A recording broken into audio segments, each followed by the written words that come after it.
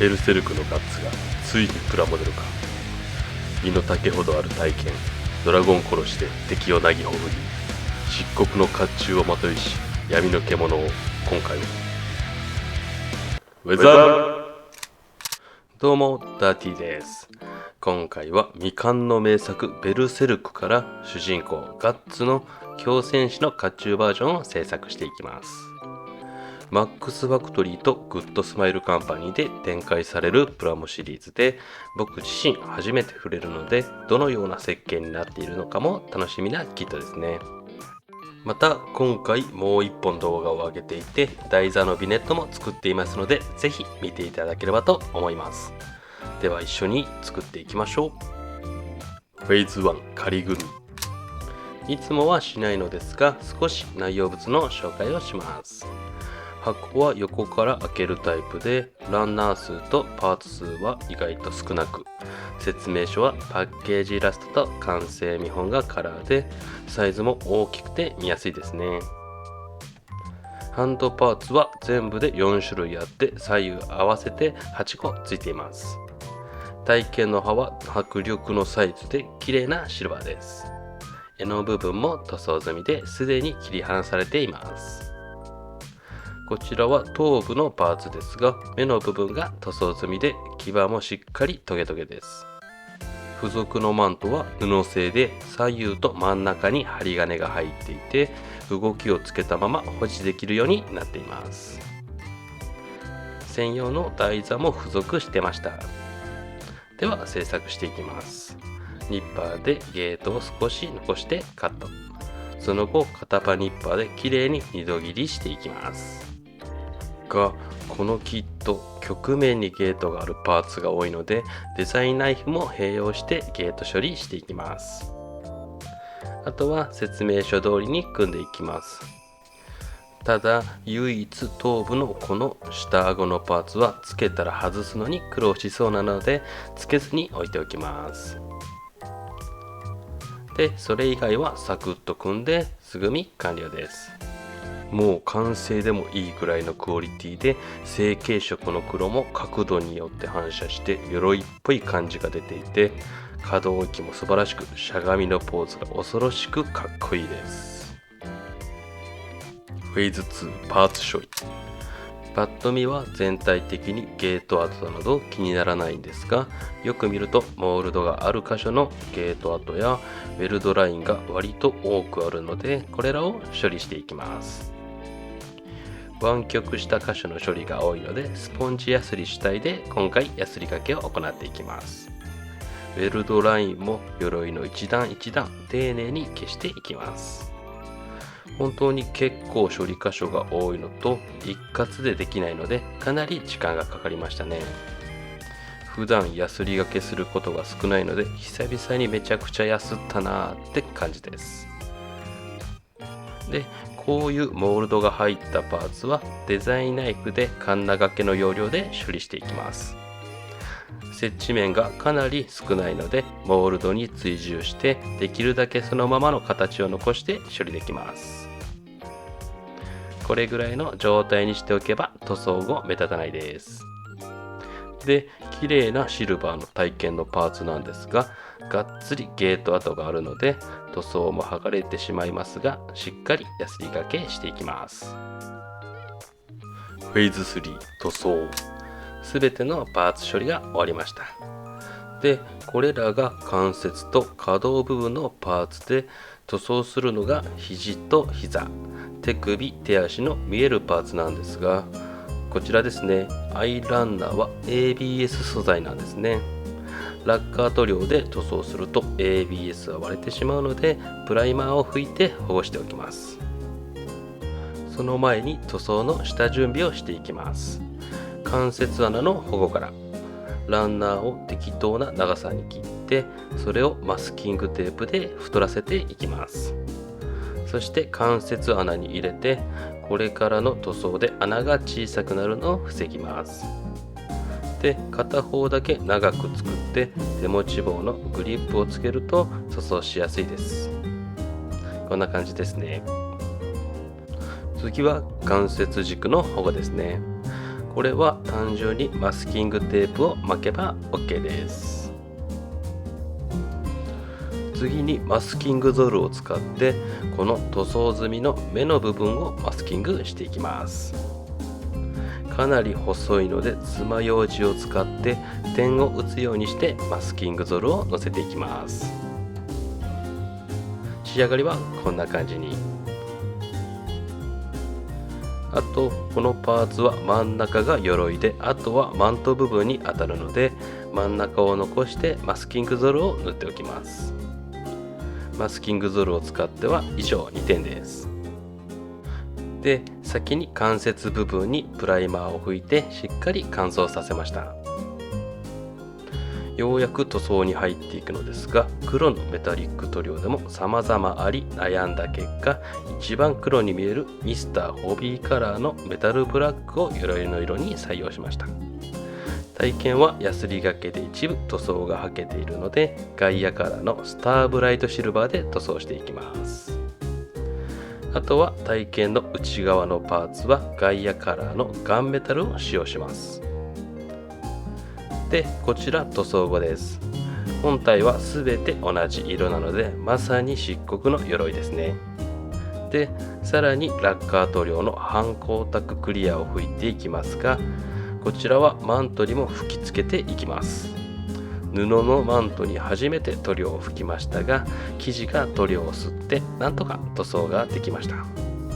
メタルブラックのパーツは少し光沢が落ち着きつつもメタル感が残りました。フェーズ4筆塗り塗装。次は水性塗料の焼き鉄色で塗装していきます。塗料を出して薄め液で希釈して、ガイアノーツさんから出ているストレーキング用の筆を使って塗装していきます。この筆は毛先がまばらで線を描くための筆です。で、筆に塗料をつけ、線がしっかり描けるぐらいまで塗料の量を調節してから塗っていきます。こんな感じですね。そして毛先だけ軽くパーツに当てて重力方向を意識して塗っていきます。できるだけ筆で描いた線を見えるように仕上げたいので、少ない回数であまり何度もパーツに触れずに塗装していきます。こんな感じの仕上がりでしっかりと筆が通った跡が見えて、金属の研磨した流れのような表現をしていきます。これらを鎧のパーツ全てに行っていきます。ストレーキング筆で塗ると線がしっかり描けるのと、メタリック塗料を使っているので金属粒子がつくところとつかないところができるので、一目で金属の鎧だって分かりますよね。で、塗装っちゃ塗装なんですが、ドライブラシに近い感覚もあり、セミドライブラシぐらいの気持ちで塗るといいかもしれないですね。で、塗装を終えれば再び半光沢のトップコートを拭いておきます。フェーズ5ダメージ加工。ここでデザインナイフを使ってダメージ加工をしていきます。ナイフの刃先でさっと線を引いて鎧に傷をつけていきます。あとは V の字にエッジ部分をカットして鎧が欠けたような表現もしていきます。これらを自分の思うがままに全パーツに作業をしていきます。今回は少し漫画っぽい傷の付け方をしていて、それがより原作感も出ますし、こういった鎧の細かい傷の表現が毎夜毎夜の人を物語ってくれます。で、なんで塗装前にダメージ加工しなかったのかってことなんですが、まず1つ目の理由に、塗装とトップコートをここまでに4回しているので傷が埋まってシャープさがなくなるのが嫌だったからです。で、2つ目の理由は筆塗り塗装の時に金属の流れを表現するのに邪魔になる恐れがあったからです。この2点が今回塗装後にダメージ加工する理由ですね。で、体型にも少し傷や刃こぼれをつけています。で、仕上がりはこんな感じで反射で見る角度によって傷の見え方が変わりますが、全体的にがっつりダメージをつけました。フェーズ6ウォッシング。ミスターウェザリングカラーのマルチブラックでウォッシングしていきます。こ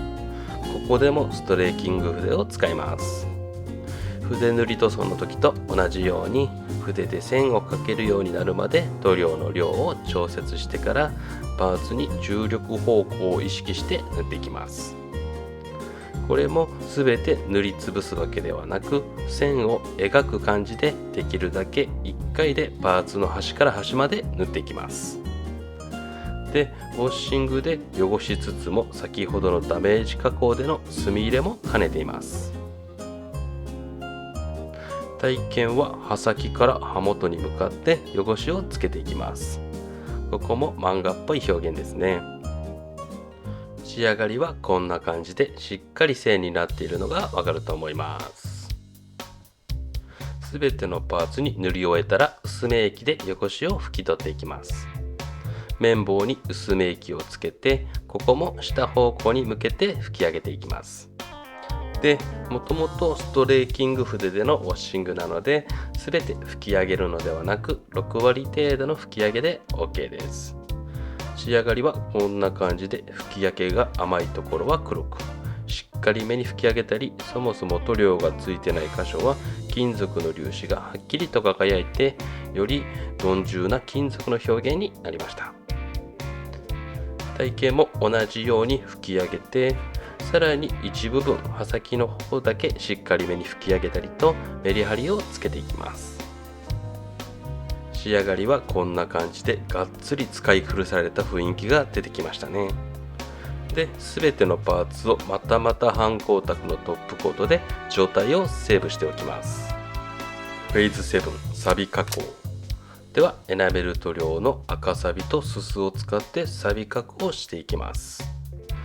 塗料をパレットに出してエナメル溶剤で希釈して自分の思うようなサビ色に調色していきます。今回は漆黒の鎧なので少し赤サビを強めに残した色合いにしています。それを鎧のエッジ部分やチッピングした箇所を中心にちょんちょんと置くような感じで塗っていきます。その後に筆にエナメル溶剤をつけて塗った周りをぼかしていきます。ポイントとしては、塗った中心には触れずに周りだけを筆で軽くタッチして溶剤でにじませながらぼかしていくといいサビの雰囲気になります。わかりやすいように一部アップでお見せしますね。このリベットのような突起の周りにサビをつけていきます。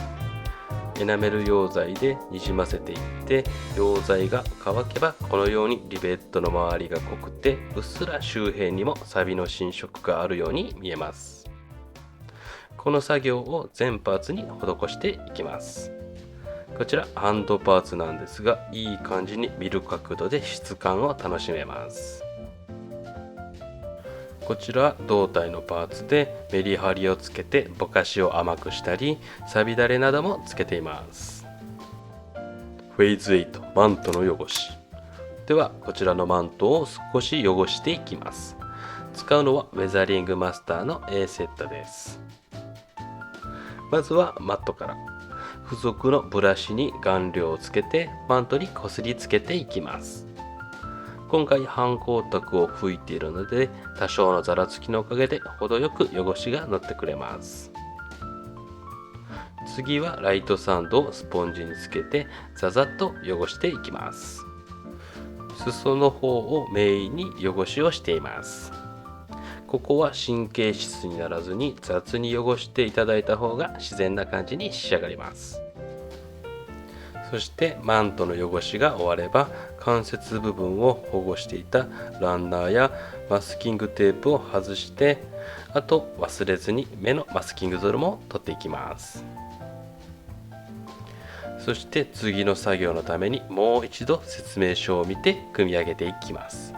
各部位ごとに組み上げれば次の作業に行きましょう。フェーズ9血の表現では、シタデルカラーのBlood for the Blood God を使って血の表現をしていきます。シタデルカラーを水で希釈してトントンと叩くようにして血をつけていきます。叩くように塗料をのせていくことによって塗料の厚みがまばらになるので、色に濃淡が出てよりリアルになります。刃先にも忘れずにしっかり塗料をのせて、反対側も同じように塗装していきます。こんな感じの仕上がりです。まさに今敵を叩き切ったような鮮血が簡単に表現できます。で、体型のグリップに巻かれた布の部分にも血をつけていきます。ザザッと塗料をつけて綿棒で軽くこするとかすれた様子になっていい感じになりました。で、完成がこちらです。僕は3体の敵を切りほふったところという設定で刃に3箇所血をつけました。ここは個性が出ると思うので好きに塗ってもらえればと思います。次はマントにも血をつけていきます。身の丈ほどの長さがあり、毎日屍の上で戦っているはずなので裾の方にしっかりめにつけています。で、返り血の表現は大胆に筆でちょんちょんと大きくつけていきます。次はガッツ自身にも返り血をつけていきます。筆に塗料をたっぷりのせて割り箸などで筆を弾いて塗料を飛ばしていきます。これは中学校の美術でやったんですが、確かスパッタリングという技法だったと思います。いかにも返り血って感じがしますよね。で、塗料だまりがあるところを爪楊枝でさらに引き伸ばして動きをつけたり、垂れたような表現も合わせてしていきます。血がついただけで一気にベルセルクって感じがしますよね。次はスパッタリングではなく故意的に爪楊枝で血だまりを作って先ほどと同じように血に動きをつけていきます。この血をつける作業は完全に妄想に浸れる楽しい工程ですね。次は筆で直接塗っていくパターンですね。足には血の池を歩いたかのようにがっつりつけていきます。この塗料は塗った見た目のまんま乾くのですごく作業中の確認がしやすい優れた塗料です。で、それらのパターンを駆使して全パーツに血をつけていきます。この工程は技術力より想像力の方が必要になってくるかと思います。フェーズ10、光る目。では最後に目を光るようにしていきます。今回はこちらの左目だけを光るようにします。そもそもの仕様で右目は少し暗めの塗装になっています。使うのはエナメル塗料の蛍光レッドとラッカー塗料の蛍光オレンジです。ではまずラッカー塗料の蛍光オレンジから塗っていきます。目の形に沿って塗料をのせていきます。外側は蛍光レッドを塗るのでギリギリは狙わなくて大丈夫です。とか言いつつかなり細いのでギリギリになってますけどね。で、塗り終えれば塗り残しがないかブラックライトで照らして確認します。先の方が足りていなかったのでオレンジを足していきます。これでオレンジは完了です。塗料が乾けばエナメル塗料の蛍光レッドで外側の縁を塗っていくのですが、あまりにも細かい作業で動画を撮るのが困難だったのですみませんが割愛させていただきます。そしてこちらが塗り終わった後ですね。万が一はみ出してもエナメル塗料なので下地を気にせず溶剤で拭き上げることができます。この片目だけ光ってるってめちゃくちゃかっこいいですよね。では次はいよいよファイナルフェーズ完成。ようやくお楽しみの完成の時です。サクッと組み立てて頭をつけて、では完成です。どうぞ。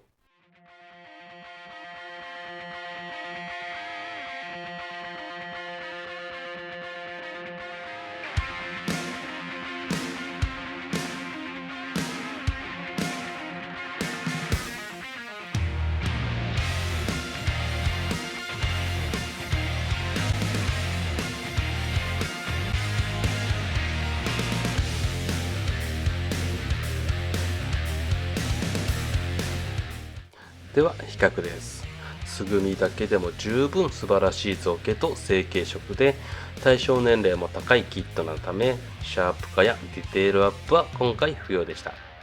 なので鎧の質感や汚れ、傷に錆、さらに血の表現という塗装とウェザリングで細やかな情報量を加え、よりベルセルクの世界観を再現するような形で制作しました。ではアップです。今回はまずベースとなる落ち着いたメタルブラックで下地を作り、焼き鉄色の細やかな金属粒子を利用して金属の研磨した流れの表現や鎧としての重量感を出し、さらにブラックのウォッシングでメリハリをつけて様々な黒色で複雑味を持たせました。サビも赤黒くしてグラデーションのようになじませて目立ちにくくして、見る角度で金属感が強かったりサビが濃く見えたりと面白い仕上がりになってくれました。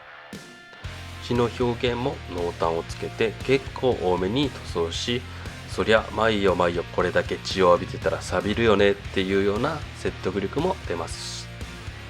何よりロボット系以外のプラモデルを作るのが初めてだったので、血を塗るのが楽しくてやりすぎた感は否めませんが、片方の目だけ光るのもめちゃくちゃかっこいいですよね。いかがだったでしょうか。今回はベルセルクよりガッツの強戦士の甲冑バージョンを制作しました。組み立てるフィギュアみたいでパーツ数も少ないのにこのクオリティはすごいの一言につきます。また今回もう一本動画を上げていて台座のビネットも作っていますので、ぜひ見ていただければと思います。で、もしこの動画が良かったと思っていただけたら高評価、チャンネル登録をよろしくお願いいたします。何か一つでもためになれば幸いです。最後までご視聴ありがとうございました。ではまた。